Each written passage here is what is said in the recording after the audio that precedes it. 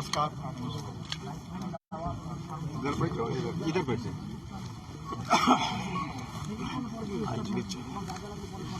विधायक सर कैसे हैं? मैं एकदम ठीक हूँ। ये सबसे पहले ने बंगाल के विकास की जो योजना हमने बनाई थी, उसमें आज 3 जगह पर भूमि पूजन और लोकार्पण पे कार्यक्रम है। मुझे बहुत खुशी है कि अभी तक एक 60,000 करोड़ के काम लगभग हमने पूरे किए हैं 2014 से, और करीब 80,000 करोड़ रुपए के काम प्रोसेस में शुरू कर दिए और मंजूर कर दिए हैं। इसके अलावा 1 लाख करोड़ के हम लोग ग्रीन एक्सप्रेस हाईवे बना रहे हैं, और जो विशेष रूप से मैं आपसे अनुरोध करूंगा कि उसको आप देखिए। एक जो ये 1 लाख करोड़ के 4 ग्रीनफील्ड एक्सप्रेस हाईवे, इसको सबसे महत्वपूर्ण है, जो बंगाल की टोटल इंडस्ट्रियल डेवलपमेंट के लिए और रोजगार निर्माण करने के लिए और बंगाल को आगे ले जाने के लिए बहुत उपयोगी होंगे। उसमें पहला जो खड़गपुर बर्दवान मोरग्राम ग्रीनफील्ड एक्सप्रेसवे है, इसकी 12,000 करोड़ की लागत है। 230 किलोमीटर है और ये 4 लेन है और इसके 5 पैकेज हैं। इसका हमने अध्ययन कर लिया है, काम जल्दी शुरू करने की कोशिश कर रहे हैं। लैंड एक्विजिशन के कार्य का शुभारंभ किया है। पैकेज 1 खड़गपुर से चंद्रकोना घाटल रोड क्रॉसिंग तक 41 kilometre. Package 2 Chandrakona Ghatal road crossing से बोवाई चंदी तक 50 किलोमीटर। पैकेज 3 बोवाई चंदी से कटवा रोड तक 43 किलोमीटर और पैकेज 4 कटवा रोड से मयूराक्षी ब्रिज तक 47 किलोमीटर और पैकेज 5 मयूराक्षी ब्रिज से मोरेग्राम क्रॉसिंग तक 51 किलोमीटर। अब इसका सबसे इम्पोर्टेंट है कि इसके टेंडर हम दिसंबर 2022 में हो जाएगा और दिसंबर यानी 22 एंड तक ही हमारे काम का अवार्ड करने की कोशिश थी, पर मार्च 2023 के पहले सब काम अवार्ड हो जाएंगे। और ये सबसे इम्पोर्टेंट इसलिए है कि चेन्नई यानी तमिलनाडु और ओडिशा में आने जाने वाले वाहनों को कोलकाता में घूम कर आना पड़ता है। उसमें कोलकाता में ट्रैफिक जाम होता है। तो अभी है कि इससे 5 घंटे का समय अधिक लगता है और ये एक्सप्रेसवे बनने से सभी वाहनों को सीधी सिलीगुड़ी आ सकेंगे, जो कलकत्ता जाने की जरूरत नहीं पड़ेगी। तो हम कलकत्ता के भी ट्रैफिक जाम को हम लोग कम करने के लिए ये बहुत उपयोगी होगा। दूसरा जो है वो गोरखपुर सिलीगुड़ी ग्रीनफील्ड एक्सप्रेसवे है। ये करीब 30,000 करोड़ की लागत से 519 किलोमीटर लंबा ये 6 लेन ग्रीनफील्ड एक्सप्रेसवे है। ये बहुत इंपॉर्टेंट है क्योंकि इससे ट्रैफिक डायरेक्ट थ्रू हो जाएगा और ये उत्तर प्रदेश में 84 किलोमीटर, बिहार में 416 किलोमीटर और बंगाल में 18 किलोमीटर लंबाई है। और ये कॉरिडोर कुशीनगर, पश्चिम चंपारण, पूर्वी चंपारण, सीतामढ़ी, मधुबनी, सुपौल, अररिया, किशनगंज से सिलीगुड़ी तक है। ये क्या है कि जो ट्रैफिक डायरेक्ट हमारा उत्तर प्रदेश और दिल्ली की ओर जा रहा है, पंजाब हरियाणा की तरफ, तो ये एकदम थ्रू हो जाने से इंडस्ट्रियल मूवमेंट एकदम बढ़ जाएगी और समय बच जाएगा। आप इमेजिन नहीं कर सकते, अभी दिल्ली से हमने एक मेरठ एक्सप्रेस हाईवे बनाया, 4.5 घंटे लगते थे, अब वो 18 लेन का रोड बना है तो 40 मिनट लग रहे हैं। तो एकदम आप दिल्ली से देहरादून, अभी हवाई जहाज बंद हो जाएंगे क्योंकि वो 2 घंटे में हो जाएगा, हरिद्वार 2 घंटे में हो जाएगा, जयपुर 2 घंटे में हो जाएगा, चंडीगढ़। वैसे इसी हाईवे का उपयोग गोरखपुर सिलीगुड़ी, ये उत्तर प्रदेश और कलकत्ता और उत्तर प्रदेश से गोरखपुर से आगे फिर वो दिल्ली के लिए कनेक्टिविटी है, पंजाब के लिए, हरियाणा के लिए। तो जो थ्रू ट्रैफिक है इसके कारण लॉजिस्टिक कॉस्ट कम होगी। अभी जैसे ये जो इस प्रकार से हो रहा है, ऐसे उत्तर प्रदेश में 40,000 पीसीयू के ऊपर ट्रैफिक है, एक्सीडेंट्स होते हैं, काफी बड़े प्रमाण पर ट्रैफिक जाम होता है। बंगाल में भी यही स्थिति है, बिहार में भी यही स्थिति है और उससे काफी तकलीफें होती है। तो ये पूरा हम 2023 में इसको अवार्ड कर देंगे, अलाइनमेंट पक्की हुई है और बंगाल के मुख्यमंत्री जी को भी मैंने आज ही अधिकारियों को सूचना दी है कि कुछ कलकत्ता को जोड़ने के लिए उनके भी सुझाव है, तो उसके साथ उनको भी प्रेजेंटेशन करेंगे और इनकी सबकी सलाह से अब इस काम को शुरू करेंगे। एक वाराणसी से हावड़ा ये ग्रीनफील्ड एक्सप्रेसवे है, ये भी बहुत इंपॉर्टेंट है। ये 30,000 करोड़ की लागत से 620 किलोमीटर 6 लेन का ग्रीनफील्ड एक्सेस कंट्रोल एक्सप्रेसवे है। ये वाराणसी से हावड़ा कलकत्ता का सफर जो 12 घंटे का है वो 6 घंटे में हो जाएगा। मेरे अंदाज से अभी जो मैंने कहा तो 5 घंटे में हो जाएगा।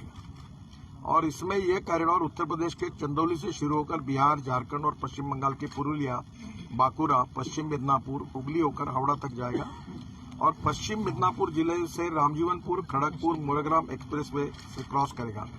अब ये जो पश्चिम मिदनापुर जिले में रामजीवनपुर में जो है, ये सब हाईवे वहां मिलेंगे, तो उधर से सब दिशा में जाने के लिए सुविधा प्राप्त होगी। और इसका भी डीपीआर हमारा अभी लगभग बन चुका है और जल्दी ही अलाइनमेंट और लैंड एक्विजिशन के काम को शुरुआत करेंगे। एक हमने कहा है कि भाई 90% लैंड एक्वायर्ड किए बिना काम अवार्ड नहीं करना, तो नेचुरली अब इसमें बंगाल की सरकार, एमपी, एमएलए सबके सहयोग से लैंड एक्विजिशन फास्ट होगा तो होगा। ये चौथा एक्सप्रेस हाईवे, ये बहुत इंपॉर्टेंट है। ये भी कलकत्ता का, हल्दिया का कंजेशन कम करेगा। ये रक्सौल हल्दिया है, जो जितना कार्गो आता है यहाँ, क्योंकि मैं शिपिंग मंत्री था, तो नेपाल का पूरा कार्गो जो आता है वो हल्दी आता है और यहाँ से जाने में बहुत है। तो मैंने एक उसमें योजना बनाई थी कि गंडक नदी पर ये जो गंगा जलमार्ग बनाया वाराणसी टू हल्दिया 1620 किलोमीटर का, इसमें गंडक नदी को जोड़ दिया और वो काम करके कल्पना ये थी कि रोड के बजाय हल्दिया का डायरेक्ट नेपाल का कार्गो डायरेक्ट गंडक नदी से नेपाल की सीमा तक चला जाएगा, तो उससे कॉस्टिंग भी कम होगा। अगर ट्रक से जाते हैं तो 10 रुपये अगर आता है खर्चा, और रोड से जाते हैं तो रेलवे से 6 रुपये, और पानी से जाते हैं तो 1 रुपया आता है। तो हमारे लॉजिस्टिक कॉस्ट कम होगी तो निश्चित रूप से एक्टिविटी और बढ़ेगी, एक्सपोर्ट इंपोर्ट बढ़ेगा। तो ये रक्सौल हल्दिया, हम एक रोड का भी हमने उस समय योजना की थी। ये नेपाल सीमा में रक्सौल से हल्दिया तक, पश्चिम बंगाल तक 35,000 करोड़ की लागत से 700 किलोमीटर का ग्रीनफील्ड एक्सप्रेसवे है। ये बिहार, झारखंड से होकर पश्चिम बंगाल के आसनसोल, दुर्गापुर से होकर हल्दिया, कलकत्ता तक बनेगा।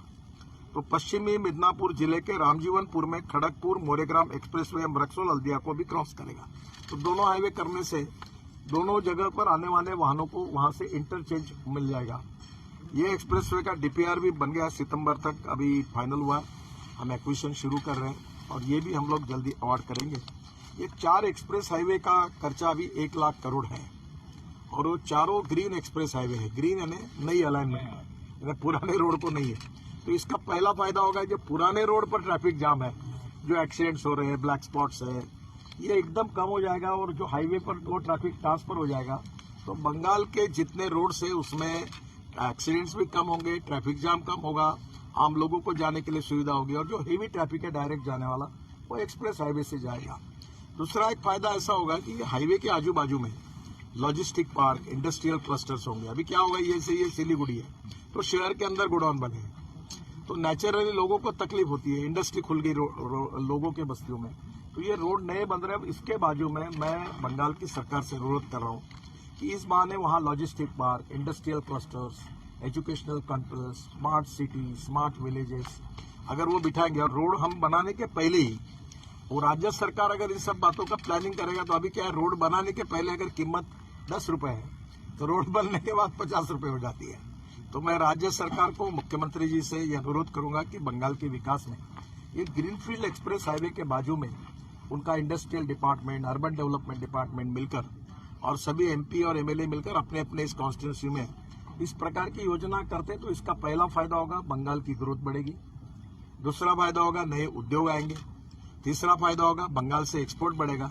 चौथी फायदा होगा, कैपिटल इन्वेस्टमेंट आएगी और इसके कारण रोजगार निर्माण होगा, और रोजगार निर्माण होगा तो गरीबी दूर होगी।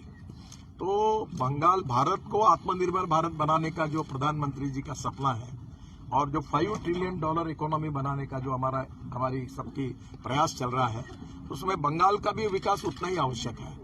तो हम पूरी तरह से, निश्चित रूप से इस सब विकासों में हम पूरी तरह कंट्रीब्यूट करेंगे, सहयोग करेंगे, इसी मुझे पूरा विश्वास है। और ये 4 हाईवे के साथ आज मैंने तीनों जगह पर काफी वहाँ के जो अटके हुए काम थे अनेक सालों से घोषित किया, वो उतने करोड़ों के हैं कि हर एमपी हिसाब लगा ले तो मुझे नहीं लगता कि आज तक के इतिहास में अब आपके मेरे यहाँ 50,000 करोड़ 50,000 करोड़ के काम इनको मिले। और सबसे बड़ा है सिलीगुड़ी की जनता के लिए आज रिंग रोड मैंने मंजूर कर दिया इनका, वो 3,000 करोड़ का है। अच्छा, तो मुझे लगता है कि निश्चित रूप से लोगों की अपेक्षा भी है, केवल हमें land acquisition, utility shifting, forest environment clearance में हमें उतना ही सहयोग राज्य सरकार से भी मिलेगा और एमपी और एमएलए का भी मिलेगा, तो हम जल्दी काम कर सकें। हमारे पास पैसे का प्रॉब्लम नहीं है, हम काम कर सकते हैं। अभी हम कैपिटल मार्केट में गए थे तो हमारे एनएचआई का हम अनकन्वर्टेबल डिबेंचर्स इनविट में, तो 10 दिन की मुदत थी, तो पहले दिन 7 घंटे में 7 टाइम्स ओवर सब्सक्राइब हो गए, इतना पैसा लोगों ने दिया। मैं आपको भी आह्वान कर रहा हूँ कि अब मैं पत्रकार, छोटे छोटे कर्मचारी, कंपाउंडर, इनके पैसे से रोड बनाना चाहता हूँ और मैं आपको गारंटेड 8.02 इंटरेस्ट दूंगा। बैंक में आपको 5% के ऊपर नहीं मिलता। 8.02 AAA रेटिंग है और हमने इंटरेस्ट देने के लिए कहा है कि आप ईयरली नहीं मंथली देंगे। जो रिटायर्ड लोग हैं, पेंशनर्स हैं, उनको तो इतना रिस्पांस मिल रहा है कि हमें कोई पैसे की कमी नहीं है। केवल रोड बनाने के लिए लैंड उपलब्ध है और लैंड के भी हम रेट अच्छे दे रहे हैं। और लैंड के आजू बाजू में अब ये भी योजना पर विचार कर रहे हैं कि ये एक्सप्रेस हाईवे के बाजू में अगर किसान एक फार्मर प्रोड्यूस कंपनी जैसी बनती है, वैसे अपनी सोसाइटी बनाकर आते हैं हमारे पास, तो हम जमीन उनकी, इन्वेस्टमेंट हमारी और लॉजिस्टिक पार्क में उतनी इक्विटी उनको देंगे। तो किसानों को, जो भूमि मालक है, वहाँ के भूमि पुत्र हैं, उनको रोजगार भी मिले और वो मालक भी बने। हाँ, तो ये भी योजना हम लोग तैयार कर रहे हैं कि जिसके कारण कोई भी इंडस्ट्रियल क्लस्टर में जिसकी जमीन है वो उसका शेयर होल्डिंग भी उसको मिलेगा। तो ये भी योजना तैयार कर रहे हैं। तो निश्चित रूप से बंगाल की सरकार को भी हम लोग सहयोग करेंगे। सर, मेरा 2 क्वेश्चन है। पहला, एक करके राज्य जो बोल रहा है कि सेंट्रल के पास के उसको कुछ मिलना है, जो मांग है, तो वो रुपया उसको नहीं मिल रहा है। आज ही मैंने 1600 करोड़ की घोषणा कर दी, 1000 करोड़ का CRF में पैसे की मंजूरी की। देखिए, मैं आपको बाकी राजनीतिक बातें मुझे पूछिए मत, मैं जवाब नहीं दूंगा, पर मैं इतनी बात कह रहा हूं कि सबका साथ, सबका विकास और सबका प्रयास। और इसलिए बंगाल के विकास में हम सब लोग, भारत सरकार, प्रधानमंत्री और मेरा डिपार्टमेंट पूरा सहयोग करेगा। और यहाँ कोई हम राजनीति नहीं करेंगे। हम लोग जो भी काम करने लायक है वो काम में राज्य सरकार को पूरा सहयोग करेंगे, क्योंकि बंगाल हमारा देश है, यहाँ की जनता भी हमारी है और हम जनता के हैं। तो इसमें सबका विकास होना चाहिए और रोड सब जगह जाता है। वो कौन MP है, कौन से पार्टी का है, MLA कौन से पार्टी का है, ये हमने कभी सोचा नहीं है। हम जो आवश्यक है वो काम सब जगह करेंगे और इसमें कोई पार्टीबाजी नहीं होगी। ये विकास के आधार पर ये काम होंगे, यही मैं आपको विश्वास देता हूं। लेकिन सर, बंगाल में जो लैंड एक्विजिशन का गवर्नमेंट का पॉलिसी है कि गवर्नमेंट जोर से किसी भी लैंड को नहीं लेगा अगर लोग खुशी से लैंड देना नहीं चाहे तो, जिसके वजह से काफी सारे प्राइवेट इंडस्ट्रियलिस्ट भी वेस्ट बंगाल में आना नहीं चाहता है। देखिए, हमारे रोड की जो पॉलिसी है उसमें स्टेट गवर्नमेंट के लैंड एक्विजिशन के जो लॉ और नियम बने हुए हैं उसी के अनुसार लैंड एक्वायर्ड होती है और राज्य सरकार के जो कलेक्टर होते हैं, जिसको काला है, वही करते हैं। और उसमें जो आज प्राइजेस मिल रहे हैं, आप जाकर जब लोगों में पूछोगे तो मार्केट प्राइस से 25%, 30% ज्यादा मिल रही है। और मैंने आगे की बात जो कही है कि अगर इंडस्ट्रियल पार्क या लॉजिस्टिक पार्क, इंडस्ट्रियल क्लस्टर्स के लिए अगर फार्मर्स आएंगे, 25 लोग मिलकर, मेरी हमारी 600 एकड़ जगह है, तो हम अगर वहाँ 1000 करोड़ की इन्वेस्टमेंट आएगी तो उसमें इक्विटी पार्टनर में उनको लेंगे ताकि उनको उसका फायदा मिलते जाएगा। जो बोला हाँ, और दूसरी बात जो मैं कह रहा हूँ, ये आप भी जानते हैं कि ये रिंग रोड बन रहा हूँ मैं सिलीगुड़ी का। अब आज उसकी कॉस्ट जो है वो समझो 1 रुपया है, रोड बनने के बाद 5 रुपये होगी। तो मैं आज ही कह रहा हूँ कि वहाँ के लोग, आजू बाजू के, जो हमारे राजू जी उसमें इनिशिएटिव ले, उनके सहयोग से प्रपोजल लेके आए 600 एकड़ में इंडस्ट्रियल क्लस्टर्स का, कहीं लॉजिस्टिक पार्क का, तो उन्हीं को मैं इक्विटी में शेयर देके उन्हीं को प्रोजेक्ट बना दूंगा, तो वो मालक बन जाएंगे और उनको फायदा मिलेगा। तो हम यही चाहते हैं कि जो भूमि पुत्र है, जो भूमि मालक है, उन्हीं को फायदा करके डेवलपमेंट करें, और यही भाव हमारे मन में है। और अगर जमीन लेनी पड़ेगी तो मार्केट से ज्यादा प्राइस देकर राज्य सरकार जैसे तय करता है वैसे ही हम करेंगे। सर, 2024 में तो इलेक्शन होगा, उसमें क्या बीजेपी को फायदा होगा? काफी सारी इन्वेस्टमेंट वेस्ट बंगाल में। मैं फायदे और नुकसान की बात करने के लिए आया नहीं हूँ और मैं राजनीति में कोई फायदे नुकसान की बात नहीं करता। मैं ये सोचता हूँ कि whatever possible for me to do for the people of this country, और politics is the instrument of socio economic reform. फायदा नुकसान, वोट देना, ये बात कभी नहीं करता। जिसको देना है वो देगा, नहीं देना वो नहीं देगा।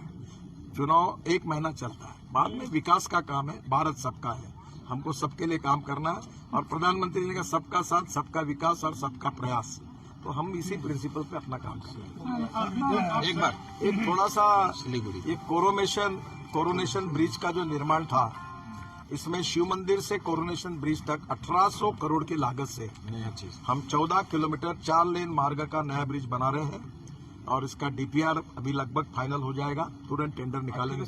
1800 करोड़, ये जो आपका बहुत इंपॉर्टेंट है, जिसके लिए राजू जी ने बहुत हमें पीछे पड़े थे, हमने उसको मंजूरी दी। सेवक आर्मी कंटोनमेंट से कोरोनेशन ब्रिज तक, और हाँ, अभी अंदर ये नया कर रहे हैं, ये नया ब्रिज बना रहे हैं। और दूसरा, तीस्ता नदी पर भी नए ब्रिज के निर्माण के लिए कोरोनेशन ब्रिज के बगल में तीस्ता नदी पर 1100 करोड़ की लागत से 6.4 किलोमीटर 4 लेन नए ब्रिज का निर्माण कर रहे हैं, जिसका भी डीपीआर शुरू है, वो जल्दी हम रिसीव करेंगे। तो ये दोनों ब्रिज मिलाकर इनकी कीमत ही करीब 3000 करोड़ रुपए है। और मुझे लगता है कि ये जो कोरोनेशन ब्रिज है ये 1941 में किया था। अब उसकी हालत आपको भी मालूम है, उसकी भी मरम्मत करने वाले हैं, यानी उसकी मरम्मत करेंगे, पर वो बहुत पुराना हो गया, हेरिटेज बन जाएगा। तो ये भारी वाहनों के लिए अभी उसमें रोक लगा दी गई है। हम उसकी मरम्मत कर रहे हैं, उसका स्टडी कर रहे हैं कि उसको किस प्रकार से मजबूत करेंगे। पर कितना भी हुआ तो भी अब हेवी ट्रैफिक के लिए 1941 को ब्रिज को फिर से नए जैसे करने में 18 अंग्रेजों के समय का है, तो ये बहुत पुराना है और ये सिक्किम और भूटान के लिए बहुत जरूरी है। तो ये दो नए ब्रिज बना रहे हैं और उसको भी हम मरम्मत करेंगे। बंगाल में चलिए लास्ट बहुत सड़क बना चुके हैं, राज्य सरकार कितना हेल्प किया है जमीन के बारे में, कितना आपको जमीन? सर, हमको मदद मिलती है और हम मदद लेते हैं और हमें सबको मिलकर काम करना है। और अड़चने आती है तो हमारे लोग मिलते हैं। और मैं अभी 3 दिन गुवाहाटी में था और मैंने सभी राज्यों के मुख्यमंत्री को बुलाकर एक एक प्रोजेक्ट का रिव्यू किया। वैसे हम लोग यहाँ के बंगाल की भी सरकार के साथ बैठकर रिव्यू करेंगे। और हमने ये भी रिक्वेस्ट की है कि मुख्यमंत्री जी और चीफ सेक्रेटरी वो भी बंगाल में हमारे एनएचआई के प्लान की रिव्यू मीटिंग करें और हमें सुझाव दें, और जो भी कहीं अड़चन होगी तो हम दोनों मिलकर सुलझाएंगे। अब तक प्रेशर फल कर दिया, हाँ? दोपहर में प्रेशर फल कर दिया आपका? तबियत कैसा है आपका? तो मेरी तबीयत अच्छी है। तबीयत को थोड़ा मुझे अस्वस्थ था क्योंकि हेलीकॉप्टर में ये नहीं, एसी नहीं था। तो बाद में मैंने सुबह थोड़ा ब्लड प्रेशर मेरा कम हुआ था तो मैंने गोली खा ली थी। तो मैं थोड़ी देर मुझे लगा तो मैं आराम किया वहीं, तो उसके बाद मैं ठीक हूँ, मुझे कोई चिंता नहीं है। बाकी प्रोग्राम तो यहीं से हो गया? यही से फिर क्या हुआ, देरी हुई और यहाँ जल्दी सूर्यास्त होता है और वो हेलीकॉप्टर में थोड़ा सा प्रॉब्लम है, तो फिर मैंने यहाँ से वीडियो कॉन्फ्रेंस से कार्यक्रम किए और मेरी सबसे बातचीत है। अभी मैं नागपुर के लिए निकला। वो डॉक्यूमेंट मिलेगा क्या? चलिए हाँ, मैं ये डॉक्यूमेंट ऐसा करता हूँ, मैं पूरे डॉक्यूमेंट राजू जी को दे देता हूँ, ये इनके वेबसाइट पर डाल देंगे और आपको पूरा डिटेल देंगे। तो व्हाट्सएप में डाल देंगे। चलिए, आप सब मीडिया के साथियों का बहुत बहुत धन्यवाद और आपका अभिनंदन। Thank you.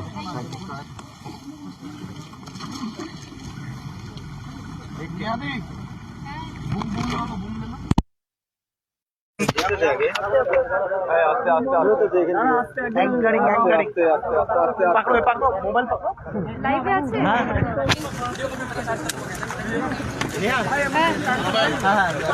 লাইভে আছে দাদা, লাইভে আছে।